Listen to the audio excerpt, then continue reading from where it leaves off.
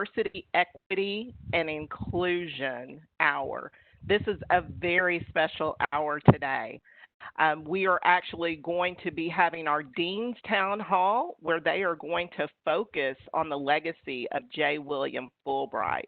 Before we actually get kicked off, I'd like to introduce myself. I'm Romona West. I'm the Director for Diversity and Inclusion for the College of Fulbright Arts and Sciences. Today, we have with us a very special guest who's going to help us kick this town hall off. Vice Chancellor, Dr. Yvette Murphy-Irby. Hello, good afternoon, Dr. Murphy-Irby. Good afternoon, and thank you, Ms. West. I also want to say thanks to Dean Shields, Dean White, and internationally known, noted scholar, author, and just overall researcher and well-rounded person, Dr. Randall Woods. Thank you all for collaborating today to deliver this important conversation and to engage our campus in this critical topic of discussion. This is an important topic for many reasons, mainly as we think about moving towards a more inclusive, equitable, and anti-racist campus. It's important that we engage in such critical conversations. And sometimes these conversations can be hard, but hard conversations also lead to meaningful actions. And that's what we were aiming for, meaningful actions. So thanks to everyone that collaborated to put the panel together today, but also thanks to everyone that is joining in this conversation. Because as we move forward, it's going to take the voices, the inputs, the thought, the ideas of every person on our campus. Your input matters and your voices matter. So thanks to everyone that has joined in our conversation today. This is one of many efforts on our campus to have, to have such critical conversations. We're hosting a series called Transforming the U of A. And we're inviting everyone on our campus to become a part of that effort. So if you have not participated in an event, please do so. We have several events that will be coming up in the future. And so we have 3 additional sessions, one on July 10th from 1 to 3 p.m., one on July 21st from 10 a.m. to 12 p.m., and one on August 10th from 5 to 7 p.m. You can find information about these in terms of registration in various places, or you can send an email to diversity@uark.edu and we can send you the registration information. Also, there are several units on our campus that are hosting office hours, and today is an example of one that's being hosted by Fulbright College. But also we know that the Sam Walton College of Business is hosting office hours. I know that Dean Coons out of the Honors College is also hosting a Dean's Office Hour. The Office for Diversity, Equity, and Inclusion is hosting that hour every day that classes are in. And so we will always have someone that can be there to talk with you, to answer any questions, and that's open to every person on our campus, be it faculty, staff, or students. If you're interested in an office hour with the Office for Diversity and Inclusion, simply send an email to diversity@uark.edu. Thanks again, everyone, for joining us, and I am looking forward to today's conversation. Thank you, Dr. Murphy-Irby. I know that Transforming the U of A sessions have really been impactful, and I've heard from a lot of participants, and they're very grateful that we have that space. So thank you, and to the Office of Diversity and Inclusion. So next, I definitely want to welcome our esteemed panelists for today. We have 3 esteemed speakers. We have Dr. Todd Shields, who is the Dean of Fulbright College of Arts and Sciences and the Professor of Political Science. We also have Dr. Calvin White, who is the Associate Dean of Fulbright College of Arts and Sciences, as well as the Associate Professor of History. And then we have joining us back again, Dr. Randall Woods, who is a former Dean for Fulbright, and he's also a distinguished Professor of History. So welcome to the 3 of you all. We're looking forward to having this conversation about J. William Fulbright today. To kick us off, Dr. Shields, would you get us going? Absolutely. Thank you, Romona. I would like to just start actually by thanking Romona personally for beginning these diversity, equity, inclusion hours. She's done such a great job of strengthening D&I throughout the college and the campus, and I really appreciate it. And many thanks to everybody who's joining us and for your willingness to participate today. There are important recommendations that we are going to be making, and before we hear your thoughts and questions, we want to try to ensure that everyone's on the same page, at least in terms of information about how the college was named, when the statute was presented, and the process we have been asked to follow. But first, I'd like to tell you a little bit more about who I am.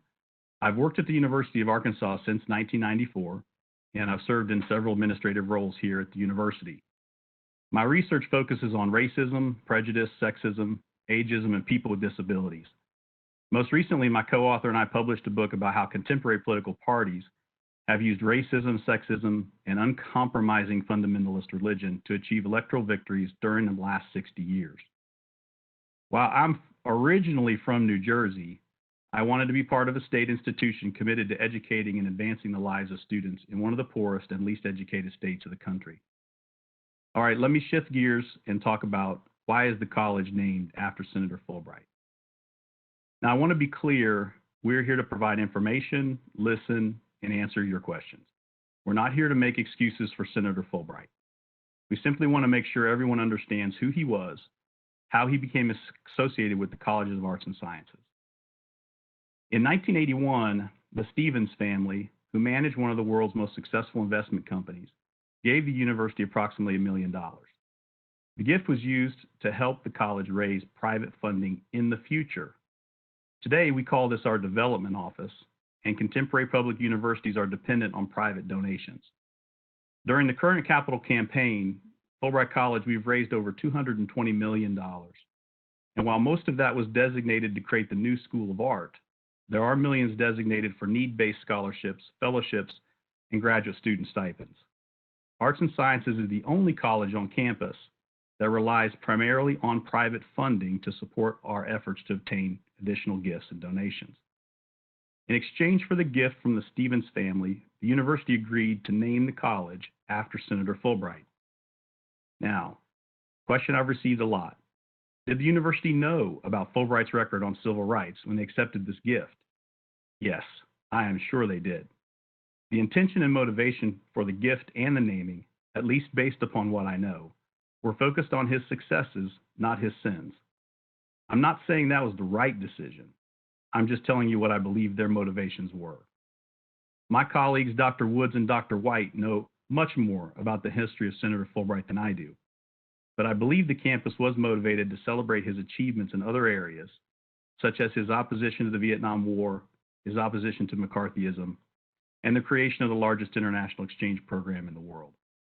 The exchange program now includes nearly 400,000 alumni, dozens of Nobel Prize winners, Pulitzer Prize winners, Genius Award winners, and over 20 heads of state, and they give 8,000 new scholarships a year. The program is massive.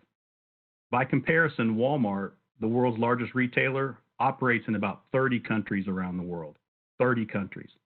The Fulbright program is 5 times that size, with over 160 participating countries around the world. So when was the statue dedicated? The statue was dedicated in 2002, and once again, I'm sure the university was aware of the senator's history. Here again, I believe the motivation for the statue was to celebrate Senator Fulbright's successes in promoting international education. I'm sure Dr. Woods will discuss in more detail the senator's record in international policy, his emphasis on peace through education, and his support for understanding other people and cultures, and how these actions are direct contradiction to his actions on civil rights in the 1960s.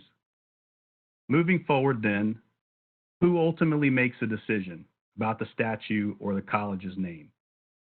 For several years, I have been an advocate to make sure our campus understands that Fulbright's successes, despite his successes, he was a flawed human being who made major mistakes.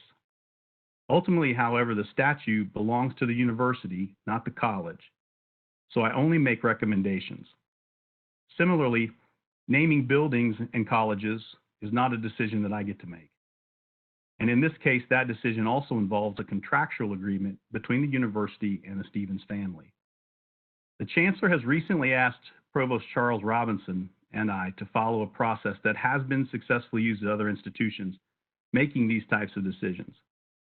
We've been asked to create a committee comprised of students, faculty, staff, and alumni who will listen, examine what other institutions have done and are doing, collect information, and then deliberate until the committee is ready to make a recommendation to the chancellor. The chancellor will then take his recommendation to the University of Arkansas System President Don Bobbitt. And Don Bobbitt will then make his recommendation to the Board of Trustees, who have the final decision-making power. Provost Robinson and I are currently in the process of nominating committee members for this effort. Once the committee is formed, I'm sure they will want to hear from you as well. Now, in terms of a timeline, I can only give you my best guess. Asking people to serve on this committee will take several days, I'm sure, and then the committee will want to have meetings and hear from different constituencies: students, staff, faculty, alumni, community members, and others. So let's assume that if they hold 4 to 5 meetings, perhaps they may have a recommendation to deliver to the chancellor in maybe 5 or 6 weeks. Maybe it will be faster than that, but I don't really know. And I hesitate to even suggest this timeline because the committee may decide they want to hear from more groups or fewer. I just don't know yet. This is just my best guess now based upon what I currently understand. But we will communicate more to you about this committee and timeline once we know for sure. So how can you voice your opinions now? We will try to answer your questions today in the chat, and we welcome your feedback in the days to come as well. You may send us your thoughts and suggestions, and you may do so anonymously if you wish, at a link we will provide to you. In fact, I believe we're able to share that link with you in the chat area, but if not, then we'll make sure to send it out quickly. With that, I hope this information has been helpful, and I'll now turn things over to my colleague and Associate Dean, Professor Calvin White. Thank you, Todd. A little bit about myself. I've been at the university for 13 years now, going on 14. I've served in several administrative roles, starting with the Director of African American Studies. I've served as the Department Chair of the History Department. And for the last 2.5 years, I've been serving as the Associate Dean in the Fulbright College of Arts and Sciences. My job here today is to do nothing more than contextualize the series of events and the national debate that is occurring in America at this time. And at that point, I will turn it over to Dr. Woods, who will actually speak more specifically about Senator Fulbright's legacy, both his civil rights legacy and also the foreign and international policy of that.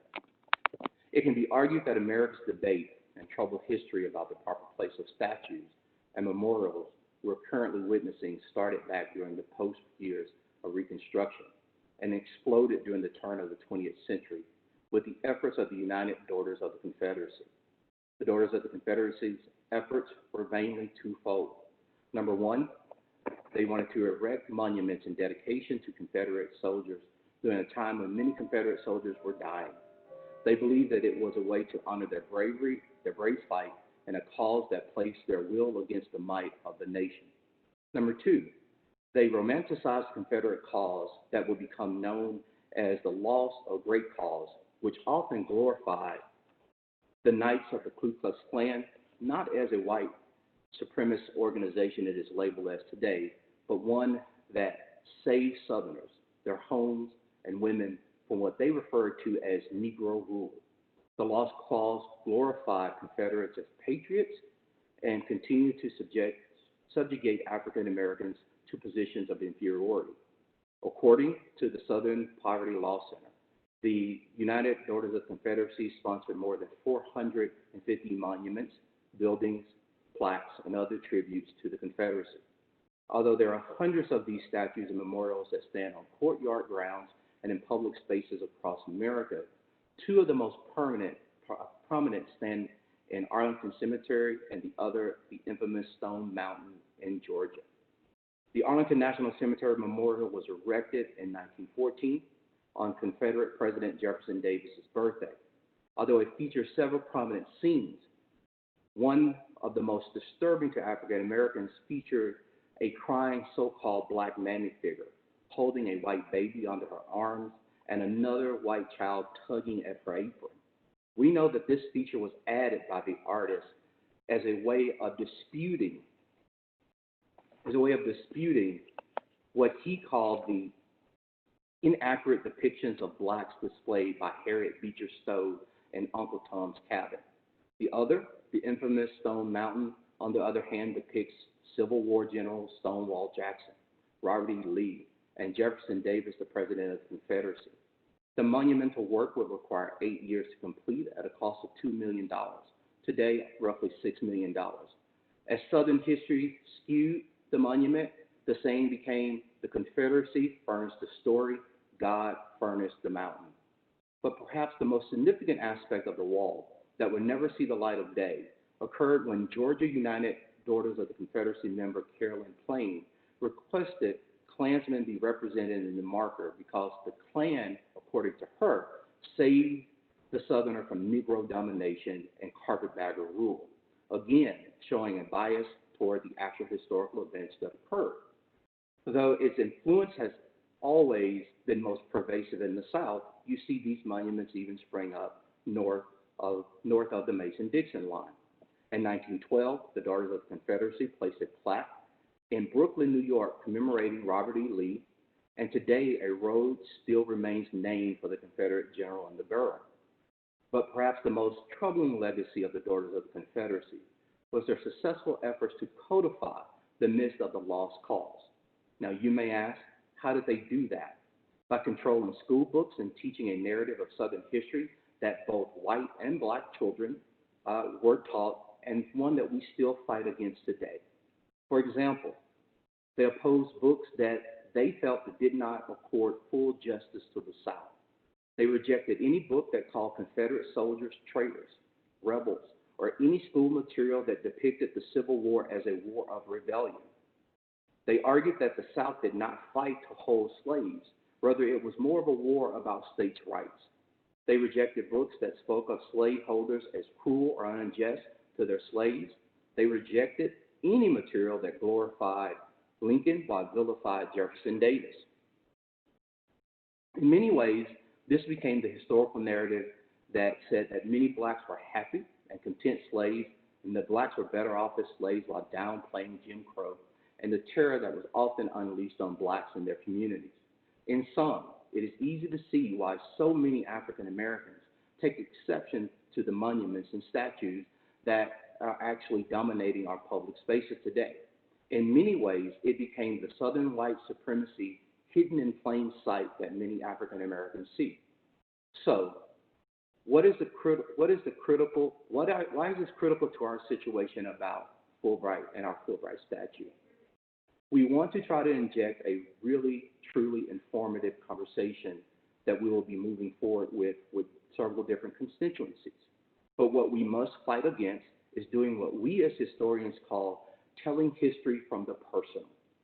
We know that we will hear from people who knew Senator Fulbright personally. We know that we will hear from people who actually had pleasant experiences with Senator Fulbright. But we ask that we not do what we have fought so gallantly to overturn this lost cause, meaning Senator Fulbright's record on civil rights speaks for themselves. And his legacy on international legacy speaks for itself as well. What we beg of all the constituencies that we will hear from, that this is not a zero-sum game. He could be both. He could have a negative record on civil rights while also doing great things in the international realm that leads us to the Fulbright International Scholars Program today. So, why are many African Americans and people of underrepresented minorities may be troubled by the statute? Simply because it stands as a symbol that is associated with a man who clearly has a record of not being so inclusive. In many ways, in a lot of ways, very similar to many of those other Southern statutes that we are debating today. So as I move forward, I really want to remind, as we do our business, and if we go by listening to constituencies, we ask that we remain objective. We ask that we remain informative. And we ask that we not do history from the personal. That, as Dr. Woods will tell us in a minute, about his legacy on civil rights. And we know what that is, many of us. It is what it is. We cannot remake it. We should not try to, and we should not call it something that it is not, because we cannot deal with the real history at hand. And we should not also downplay the international legacy in which he has had that has shaped Arkansas, the nation, and the world. So as I move to the side, I will turn it over to my colleague and my dear friend, Dr. Randall Woods. Thank you, Calvin. I'm here mainly because I published in 1995 comprehensive biography of J. William Fulbright, which, to many people's discomfort, clearly documented his record on civil rights. Also, by the way, next year is my 50th year at the university. I've served in a variety of capacities. What the university community and the state has to deal with J. William Fulbright is two legacies. The first legacy is that of a rigid segregationist. There is no question about his record. He signed, during his 30 years in the House and the Senate, he signed the Southern Manifesto. He voted against the Civil Rights Act of 1957. Jack Kennedy seriously considered him for Secretary of State, but because of his voting record on civil rights, the NAACP blocked that, refused to consent to it. He voted against the Equal Accommodations Act, the Civil Rights Act of 1964, and even participated in the filibuster against it. He voted against the Voting Rights Act of 65. He voted against the Fair Housing Act of 1968. So his record on civil rights is one of a segregationist, a Dixiecrat. He has another legacy, paradoxically. He was the sponsor of the Fulbright College Resolution in 1943, which committed Congress to help create a United Nations. He was an architect of that body. In 1948, he created the Fulbright Exchange Program, which, as Dean Shields has indicated to you, has been the most comprehensive and efficacious exchange program in American history. In the 1950s, he criticized the Eisenhower administration for its rigid Cold War policy, for supporting ruthless dictators who excused themselves by declaring themselves to be anti-communist. He was an opponent of Joe McCarthy. He was an outspoken opponent of the war in Vietnam, and led hearings which eventually culminated in our withdrawal. He published a series of books in the 1960s, The Price of Empire, The Crippled Giant, which were sweeping indictments of the American military-industrial complex, and a call for a new world order rooted in conflict resolution and peace. So you have these two starkly contrasting legacies. Now, I asked him when I interviewed him about the contradiction, and he told me that he could not, at one and the same time, champion civil rights and be an enlightened internationalist. His constituency would not stand for that. My opinion as an historian is that at least in the 60s, was erroneous. I believe that in 64 and 65, he had enough political power, he was secure enough that he could have taken a more advanced stance on civil rights. The university is, and the college and university is faced with a dilemma. We're all faced with a dilemma. I believe, if you'll permit me, that racism is systemic in this country. I think it is the number one social, political problem that we have faced and still face. Anything that makes students of color feel demeaned or disrespected has no place on this college campus or any other college campus. But there is the other legacy. The task before us, it seems to me, is how to repudiate the segregationist legacy while preserving the enlightened internationalist legacy. So I appreciate you all's attending and participating in this. Thank you, Dr. Woods. We certainly appreciate you and Dean Shields and Dr. White for your perspectives and then sharing the truth on both sides of it for J. William Fulbright. I want to encourage our participants, if you will select in the chat box to all panelists and make that your drop down and submit your questions. We will take Q&A or have Q&A right now with Dean Shields, Dr. White, and Dr. Woods. Again, I thank all three of you for the history and the political perspective of J. William Fulbright, as well as transparency, Dean Shields, and sharing with us really what that process and next steps is going to look like. I know that's been on the minds of our campus community a lot about the statute as well as our college name. So again, thank you all for sharing. We're going to give our participants the opportunity now to submit questions. Okay, this question here that we had is for Dr. White.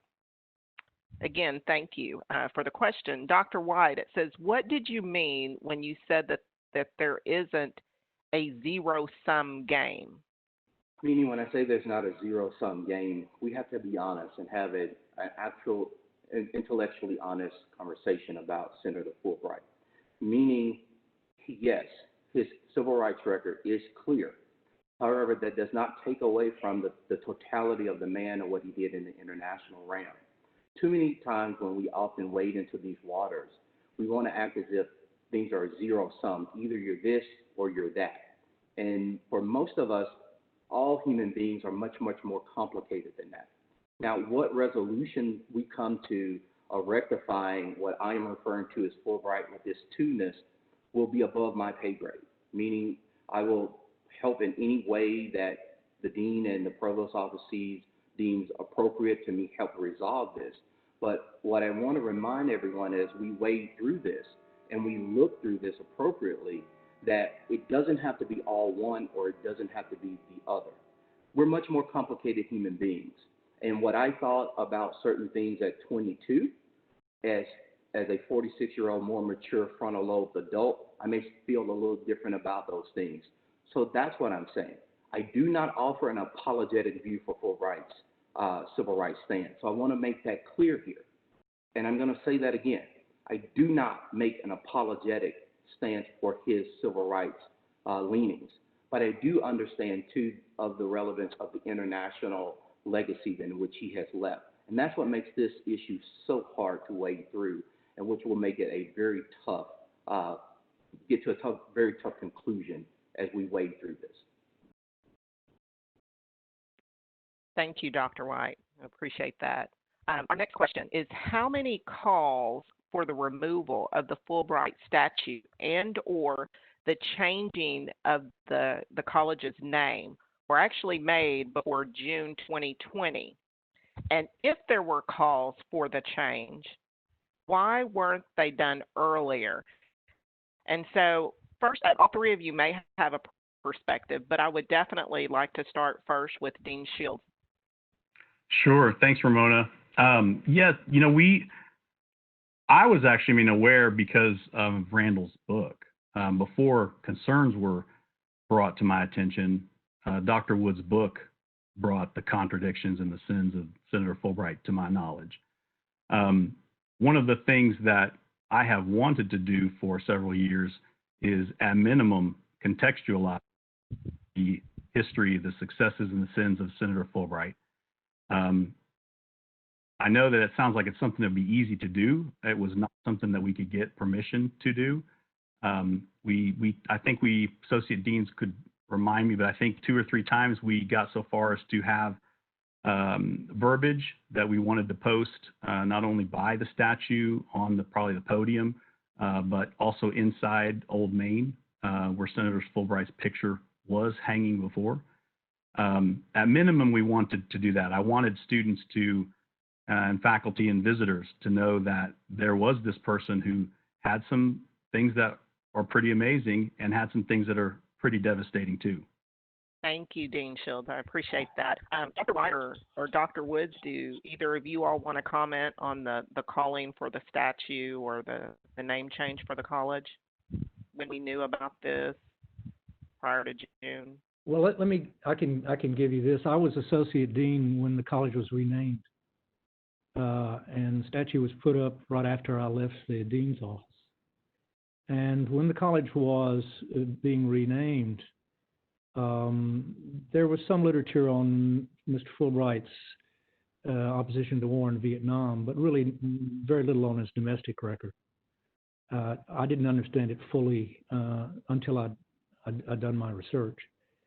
What we were concerned about, ironically, at the time was a criticism from the radical right. This state fully supported the war in Vietnam, and many people in the state were very critical of Mr. Fulbright for his opposition to the war. Indeed, many on the right labeled him as a communist sympathizer, communist dupe. And so, ironically, that was our concern. And after I published the book, Fulbright has been a redemptive figure for people in this state, particularly educated people, and there was a lot of pushback after on that book, a lot of denial, I think, and so one of the things that I think is healthy now is that not only the university but the state is being forced to come to grips with the paradox that he was. Sure. Thank you, Dr. Woods. I appreciate that. Dr. White, I'd like to ask the next question to you. Do you think that the case for moving the statue of Senator Fulbright and potentially withdrawing his name from the college is as pressing as the case was for withdrawing the name of President Woodrow Wilson at another major university? Why or why not? Well, absolutely. If you look at even one of the statue that was unveiled in the monument in Arlington Cemetery, it's Woodrow Wilson who's the president at the time of the unveiling with it. And it's happening about the time of, his famous saying of lightning, history striking in the bottle with his famous endorsement of Birth of a Nation. We know that Woodrow Wilson's legacy is not only as an academic president of Princeton, but also a so-called internationalist, which he actually fought very hard to create this League of Nations. So in many aspects, he was an internationalist at the same token. I will tell you that when you compare the two, there are some differences here. We're talking about Princeton, which is a private institution. And we're talking about the University of Arkansas, which those subtleties have to be made, which is a public land-grant institution. Is it as pressing? Absolutely it is pressing. Until we can remove symbols and things that make everyone feel comfortable on this campus in a more welcoming environment, then we have a problem. When anyone who can walk past the statue and feel something or doesn't feel welcome or is included as they should be, there is a problem. And so therefore, our job is how do we rectify that problem? And not only how do we rectify the problem, but how do we rectify that problem with instituting lasting change and changing of culture around it? Meaning a knee-jerk reaction will not solve this problem in long term. And what we are looking at is trying to solve this long term to produce a more inclusive and welcoming environment for everyone. Going back to the last question you asked, did we know about the controversy around the statue? Absolutely. Absolutely we have. We have known about it for a long time. And if Todd won't say it, I will. We have been working silently as a team of associate deans, a team of assistant deans, including you, Romona, to actually try to put plans together about addressing the statute. So this debate, while it's difficult to have, it did not catch our office by surprise. And we understand that it is caught up in this national conversation now. But this is a conversation that I want everyone to be well aware of, that this is a conversation that our team, including Dr. Woods as well, we have been having for a long time. And now it's climaxing, and But I want everyone to understand as well, we have certain constraints that certain things we can and cannot do. We do not have the authority to remove the statute. That does not lie within our purview of a scope of authority to do so. Thank you, Dr. White. We had a question come in, and I think you may have said this. I'm not sure if Dr. Woods said this as well, but the question is, what is meant by an enlightened internationalist? Exactly what does that mean? Talk about there's a difference between Wilson and Fulbright. Wilson envisioned an international structure for collective security that would prevent aggression and armed conflict. Fulbright went beyond that, and the exchange program is his exchange program, his ideal. He believed that structures like the UN weren't enough. That you need that ignorance, xenophobia, bred intolerance, ignorance of other cultures led to international conflict, and that the Fulbright program was not a be-all and end-all, but if people from different cultures could experience other cultures and languages, this would be extremely significant in reducing conflict. The other difference is that Mr. Wilson's foreign policy at times was very militaristic. He intervened in Mexico militarily. Mr. Fulbright was a relentless critic of American foreign policy that supported foreign dictatorships that exploited their people, usually poor. Usually the masses that were exploited in those countries were poor and non-white. So so there's a human rights component, I think, to Fulbright internationalism. All right. Thank you, Dr. Woods. This next question, if one of the three of you could take it, either would work. Did Fulbright ever apologize for his stance on civil rights? No, he didn't. He excused it. He justified it, but he never apologized to it. Not to my knowledge. He certainly didn't to me. Okay, thank you, Dr. Woods. Dean Shields, from a political perspective, do you mind weighing in? Because I do believe that Senator Fulbright was asked a little bit about how is it that he can stand for all of the cultural change and embrace an international exchange program, yet he still voted the way he did on civil rights issues. Do you have a perspective on that? Well, I'm wading into areas where, Dr. Woods and Dr. Calvin, historians, know a lot more than I do.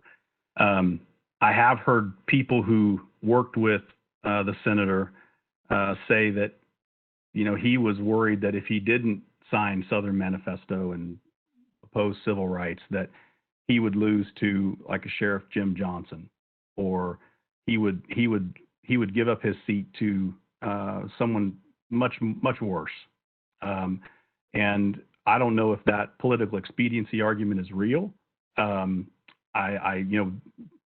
Woods would know more about that than I do. I never actually met Senator Fulbright. I've done some reading, but most of the reading I've done is from these folks right here. All right. Thank you so much, Dean Shields. Our next question is, do you believe that Fulbright's stance against civil rights was also a reflection of his personal beliefs or just his political beliefs? And that's a little bit of what you just described, Dean Shields. So I'm going to ask Dr. Woods. I think you've shared a little bit with us, Dr. Woods, but can you just elaborate just a little bit? Well, I'm not.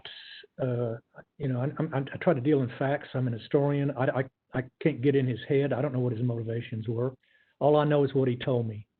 And what he told me was that that this was a political expediency, and that he had to do that. I happen to disagree with that. I think there were pressures on him, but I think he could have taken a more advanced view. I don't his motives and what he felt personally. I don't want to speculate because I don't know. We certainly appreciate that, Dr. Woods. And the one thing I just want to call out all of for you and Dean Shields and Dr. White, you all are being very transparent. And I think that that's exactly what our campus community wants and deserves. And so we appreciate you all on that. Let me take a look here and see if we have any other questions that have came in.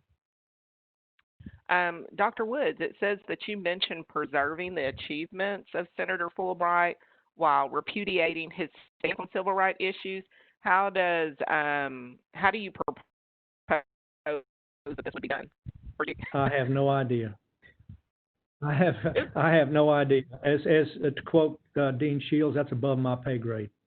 Sure, that's the $1 million question, right? It is, and it has to be a product of the dialogue that you're in charge of, that you're sponsoring, that's ongoing, and we have to decide, and particularly faculty and students of color. There are certainly white faculty and students who feel equally as strongly, but I think they have to have the determining voice. But as Calvin said, both of these legacies are not just white Arkansas's legacies; they're Black Arkansas's legacies as well, I think. That's true. I agree with that, Dr. Woods. Our next question, and I think, Dean Shields, you may have mentioned this already. We'll just like to reiterate this for our participants. The question is, who has the authority to remove the statue and rename the college if that was something to happen? So this committee that we've been asked to put together, I see some questions about, is it put together yet? No. The chancellor asked Provost Charles Robinson and me to nominate people earlier this week, and we had a meeting earlier today to talk about some different folks that we're considering. Once we have that group together, I think that they'll probably have 6 or 7 meetings with all the different constituencies, and then they are going to deliberate privately and come up with a solution or a suggestion, a recommendation, and we'll facilitate those dialogues up until the point when they make their decision. Some people have been, I see, proposing potential solutions, and I think that some of those are definitely things that will be considered. But ultimately, I will take that recommendation to the chancellor. The chancellor doesn't have the authority to make that decision either. The chancellor will take it to the University of Arkansas System President, Don Bobbitt, and Don Bobbitt will take it to the University of Arkansas System Board of Trustees. They have the final decision about naming and public art on the campus. Okay, yes, thank you, Dean Shields. And you might have saw that question. Just to give the other participants an idea, there was a question that came in and said, if the statue is left, could we put something around the statue to really frame it up on who Fulbright was? And I think, Dean Shields, you suggested that before, even previously, so that might be another thing, another suggestion for the committee. The next question, and I guess this would speak to any of the three of you, have you been in touch with the Stevens family to see if the present executors would be willing to give legal permission to the U of A to change the name? Only indirectly. Indirectly, I've heard that they're open for discussion, but I don't know beyond what that means. I think I shouldn't even guess, but I think that they're more concerned about the name of the college than they are the statute, but I am completely connecting dots there that maybe I shouldn't connect because I haven't spoken to them directly. Okay. All right. Thank you, Dean Shields. The next question, and this can be political or historical perspective, from a class perspective. It says, why aren't students taught about Fulbright's history when they come to the university during their first year? Why are they only now learning about his legacy from administration? Romona, I'd like to jump on that if that's okay. Then Calvin, if you want to jump in, but I completely agree with that. I don't know why that hasn't happened. I see Herschel's put there that some classes are praising Fulbright without the civil rights failures. I mean, I'd like to know what classes those are. Those are incomplete. I have said, and I think the associate deans have heard me say, students in Walton College learn more, maybe not everything, but they learn more about Sam Walton when they walk through Walton College than they do about Senator Fulbright when they walk through Old Main. And I have wanted to, at minimum, make sure that every student that leaves this campus knows that there's an enormous cachet of Fulbright's name around the world. But that man is not a saint. That man had a lot of problems and a lot of issues. And I have never, ever wanted to hide from that. We wanted to make it front and center. The difficulty is, you'd be surprised if I even want to change a room in Old Main. I have to go through this process of people, and a lot of times those things just don't get approved. Thank you, Dean Shields. Dr. White, do you have a thought on this? I will say from a university-wide perspective and also a college-wide, that is something we have failed, whether it is placing more historical context in the building about that. We can do better, and we must do better. But I will say from a personal view of teaching in classes and knowing certain colleagues, to which I won't call them out, or taking classes or history classes or African American studies class, Fulbright legacy is dealt with. We up front talk about the complexity of Fulbright. I know in my classes that I talk about, he is a signer and a supporter of the Southern Manifesto and what that meant. In my civil rights class, we do not shirk that history. So I will say from a college-wide perspective, yes, we can do a better job of putting that history out in front. But I will say from a curriculum standpoint, it is covered in classes. Now, how we cover it and who covers it and what manner in which they cover it, I won't wade into that because I'm not in those classes. But I can guarantee you that no student who has come through my civil rights class or African American studies classes can leave that class saying that we did not talk about this legacy of who this man was. So I think some of it will be based upon what classes are students taking, and how many history classes or political science classes or African American studies classes did students take. I understand we have this thing in Fulbright. We say they're all Fulbright students because we teach the core, but many of them will roll through. Some are more extensive than others.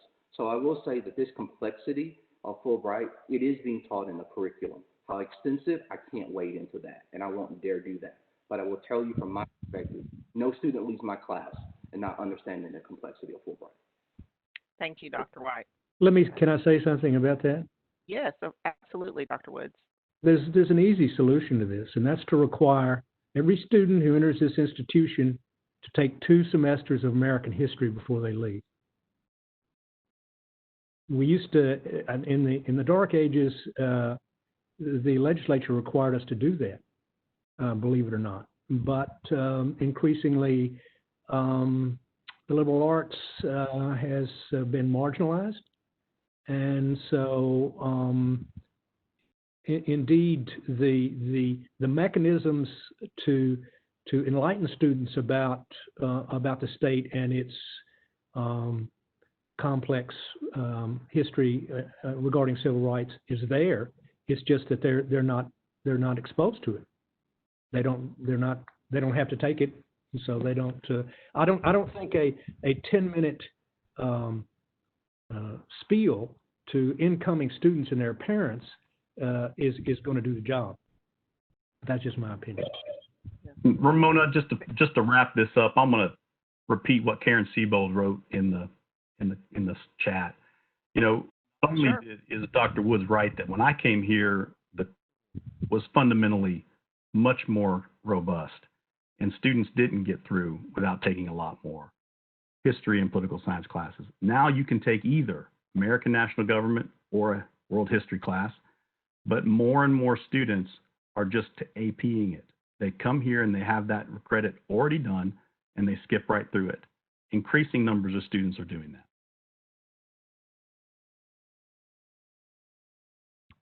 You're right. Thank you, Dean Shields. And that's definitely something I think as our campus community, I know that there are a lot of students who, when they sign up, they look at their requirements and what they need to do.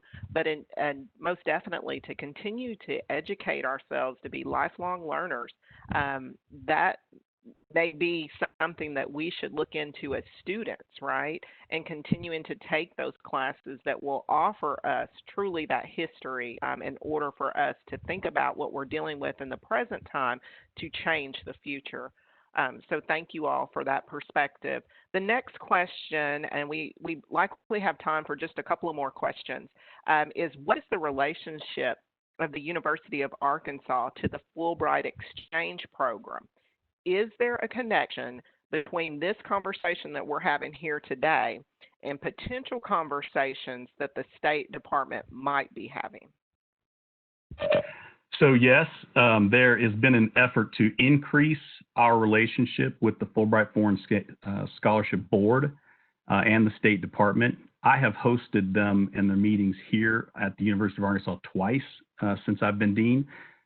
Each time we advocate for transparency about the senator's record, and we advocate for more Arkansans and marginalized students to be chosen as recipients. A lot of times, again, it's an education thing, but a lot of times students across the state don't even apply for these scholarships. They're not even aware that they're there. One of the things that I've asked repeatedly is that we be empowered to go and make sure students at other institutions and students here across the state know about this, and that I've actually argued that Arkansans should be preferred in the selection criteria because of that. Now, I do hear a lot of support of that from the Fulbright Foreign Scholarship Board, which is appointed by the president. The State Department is listening, but they haven't been fully supported yet. But we're trying to build that relationship so that we benefit and that Fulbright's name and his legacy is as transparent as possible.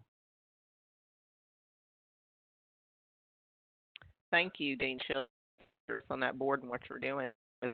I a little long comment, I think, along with a slight question at the end. So it says the panelists have brought up multiple times that Fulbright has positive things that he brought to our state, and this is the reason why, and that this is the reason why we're overlooking the negatives. Okay, but there are so many people that have so much more positive legacies out there with less controversy that represent the values of our university in a much more positive light. It says, why can't we look to rename the college with one of these people instead of highlighting a name that is one that makes so many people feel neglected by their university? And I know we've talked a lot about this overall, and this might be taken as another suggestion or something to the Board of Trustees, but I don't know if any one of you have a comment on that. I absolutely agree with that.